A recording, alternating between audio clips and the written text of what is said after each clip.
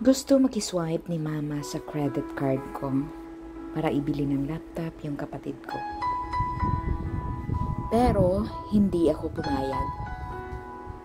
Hindi dahil ayokong tumulong, pero dahil ilang beses na itong nangyari. Minsan, pumapayag naman ako na gamitin niya yung card ko. Pero marami ng beses na hindi siya nakapagbayad on time. Ako tuloy ang namomroblema sa interes, sa due dates at sa pag-adjust sa budget ko. Yung laptop naman na gusto ng kapatid ko, ang mahal. Nasa 40K to 50K. Hindi siya maliit na amount. Kaya ang bigat sa dibdib ko nagsabihin kung hindi ko kaya ngayong buwan. Huwag mo na ngayon. At doon na nagsimula ang tampuhan. Pinagdadamutan mo ba ang kapatid mo? Yun agad ang bungad ni mama. Noong nag-aaral ka pa, kami ang gumagawa ng paraan para sa'yo.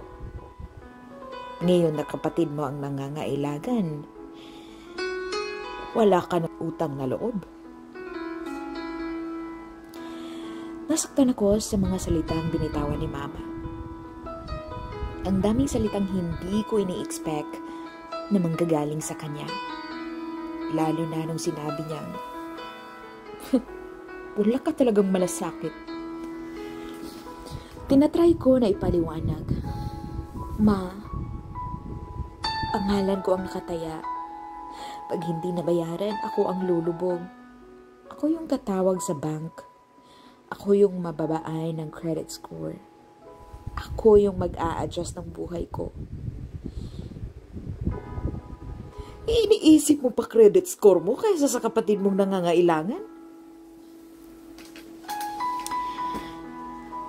Ma, hindi naman sa ganun. Pwede naman sa susunod kapag natapos na lahat ng bayaran ko Sinabi ko bang ikaw magbabayad? Kapag nakabenta tatay mo, babayaran din naman yan Kunat mo talaga palagi sa mga kapatid mo. Pero sa gala mo, kahit libo-libo ang maswipe mo sa credit card mo, okay lang. Nagpaliwanag na ako sa kanya na may babayaran pa ako pero hindi niya ako maintindihan.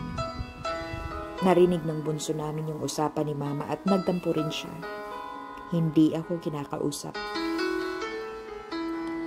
Samantalang yung laptop niya ang gamit ngayon. Binigay ko yun. Galing sa pera ko yun nung unang pasok ko sa trabaho. Tsaka ang mahal pa ng laptop na gusto niya. Pwede naman yung mumurahin muna kasi hindi pa naman niya afford. Asa lang siya kila mama. Ang masakit pa, parang ako pa yung kontrabida. Ako yung masama. Ako yung walang malasakit. Ako yung hindi marunong tumulong. Hindi nila alam na bago ko sabihin ang salitang hindi pwede, ilang gabi ko munang inisip kung paano ko sila matutulungan.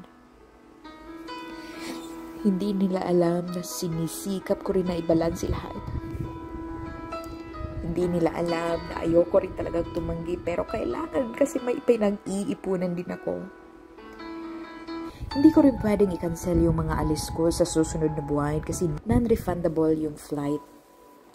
Sayang naman.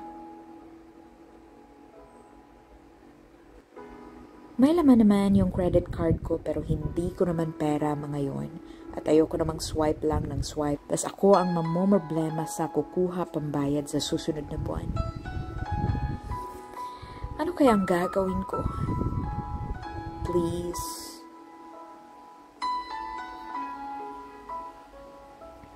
Tulungan niyo naman po ako at maa-appreciate ko po yun.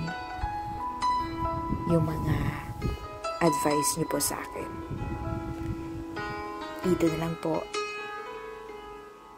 Sincerely yours, Leia.